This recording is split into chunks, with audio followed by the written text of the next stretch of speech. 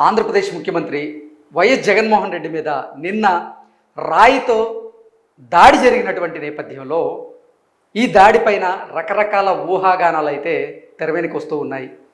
YCP నాయకులు, YCP కార్యకర్తలు మా జగనన్నని అతి కిరాతకంగా రాయితో గాయపరిచారు అంటూ వారు చెప్తున్నటువంటి నేపథ్యంలో మరికొంతమంది మాత్రం ఎన్నికలు దగ్గర పడుతున్నటువంటి నేపథ్యంలో సింపతి కోసమే వైసీపీ డ్రామా ఆడుతోంది.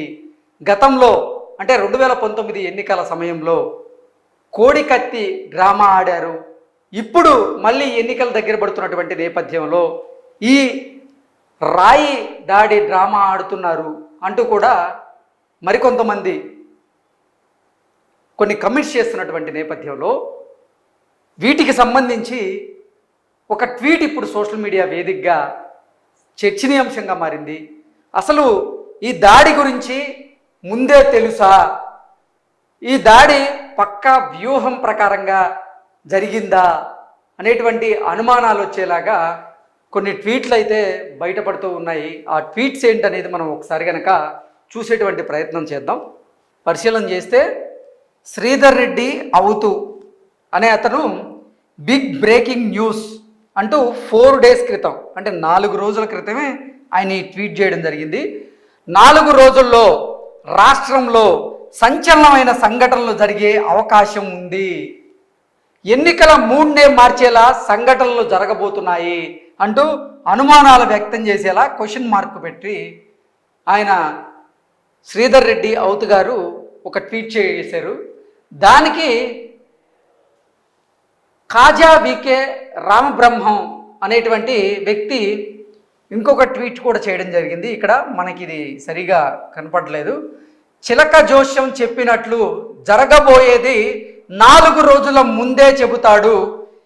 స్క్రిప్ట్ కోర్ టీంలో ఈయన మెంబర్ అనుకుంటా అంటూ శ్రీధర్ రెడ్డి అవుతూ పెట్టినటువంటి ఈ ట్వీట్కి రిప్లై ఇస్తూ చిలక జోష్యం చెప్పినట్లు జరగబోయేది శ్రీధర్ రెడ్డి అవుతూ 4 రోజుల ముందే చెబుతాడు. అంటే స్క్రిప్ట్ కోర్ టీంలో ఈయన మెంబర్ అనుకుంటా అంటూ కూడా ఈ కాజా వికే రామబ్రహ్మం గారు తన ట్వీట్కి రిప్లై ఇచ్చింది కూడా ఇప్పుడు సోషల్ మీడియా వేదికగా ఒక చర్చకి తెరలేపింది. మళ్ళీ దానికి శ్రీధర్ రెడ్డి అవుతూ రిప్లై ఇస్తూ ఈ ట్వీట్ నేను పెట్టా అని అనుకుంటున్నాడు కాజా వికే. ఓకే, అంటే శ్రీధర్ రెడ్డి అవుతూ పెట్టిన దానికి కాజా వికే రామబ్రహ్మం గారు రిప్లై ఇవ్వగా మళ్ళీ కాజా వికే రామబ్రహ్మం గారు పెట్టిన ట్వీట్కే శ్రీధర్ రెడ్డి అవుతూ గారు రిప్లై ఇస్తూ ఈ ట్వీట్ నేను పెట్టా అని అనుకుంటున్నాడు కాజా వికే రామబ్రహ్మం. ఈ ట్వీట్ నేను పెట్టలేదు అని అమ్మవారి గుడిలో ప్రమాణం చేస్తా. నువ్వు నేను ఈ ట్వీట్ పెట్టా అని ప్రమాణం చేయగలవా అంటూ శ్రీధర్ రెడ్డి అవుతూ కాజా వికే రామబ్రహ్మం గారిని ఈ ట్వీట్ నేను పెట్టలేదు అని నేను అమ్మవారి గుడిలో ప్రమాణం చేస్తాను. నువ్వు ఈ ట్వీట్ పెట్టా అని ప్రమాణం చేయగలవా అంటూ శ్రీధర్ రెడ్డి అవుతూ ప్రశ్నిస్తున్నట్లుగా మనం ఈ ట్వీట్ అయితే చూస్తూ ఉన్నాం. నెక్స్ట్ శ్రీధర్ రెడ్డి అవుతూ ప్రశ్నించిన దానికి గాను కాజా వికే రామబ్రహ్మం గారు నేను దుర్గమ్మని నమ్ముతా, నువ్వు ట్వీట్ డిలీట్ చేశావని ప్రమాణం చేస్తా. నువ్వు అమ్మవారిని నమ్ముతావో లేదో నాకు తెలియదు. నీవు నమ్మే ఏ ప్రార్థనా మందిరమైనా ఓకే అవుతూ అంటూ నేను దుర్గమ్మని, నేను అమ్మవారిని నేను నమ్ముతాను, నువ్వు ట్వీట్ డిలీట్ చేసావని నేను ప్రమాణం చేస్తా. నేను అమ్మవారిని నమ్ముతాను, నేను హిందువుని. సో నువ్వు ఈ ట్వీట్ డిలీట్ చేసావని నేను ప్రమాణం చేస్తాను.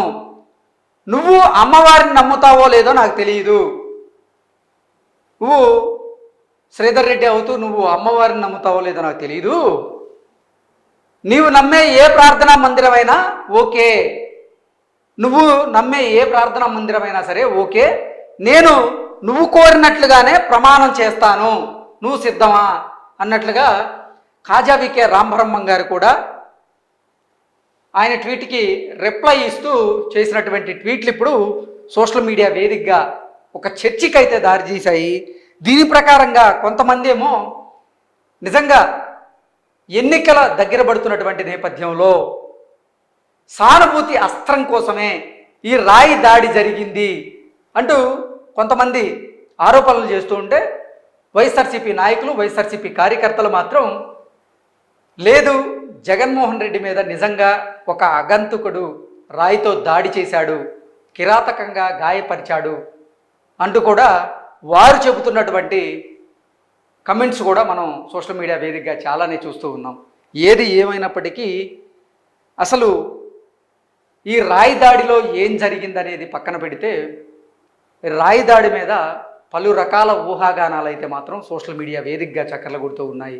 కొంతమంది రాయి దాడిని ఖండిస్తూ ఉంటే, మరికొంతమంది అసలు రాయి దాడే జరగలేదు, ఈ రాయి దాడి ఒక డ్రామా, అంటే గతంలో 2019లో విశాఖ ఎయిర్పోర్ట్లో జగన్మోహన్ రెడ్డి మీద ఈ కోడికత్తి దాడి ఏదైతే ఉందో అటువంటి దాడి లాంటిదే ఈ రాయి దాడి కూడా అంటూ కొంతమంది విమర్శలు చేస్తున్నటువంటి నేపథ్యంలో ఈ రాయి దాడికి సంబంధించినటువంటి నిజానిజాలు బయటపడాలి అంటే నిజంగా విచారణ జరగాలి. విచారణ జరిగిన తరువాతే ఈ రాయి దాడికి సంబంధించినటువంటి నిజానిజాలు కూడా బయటకు పడే అవకాశం అయితే ఉంది.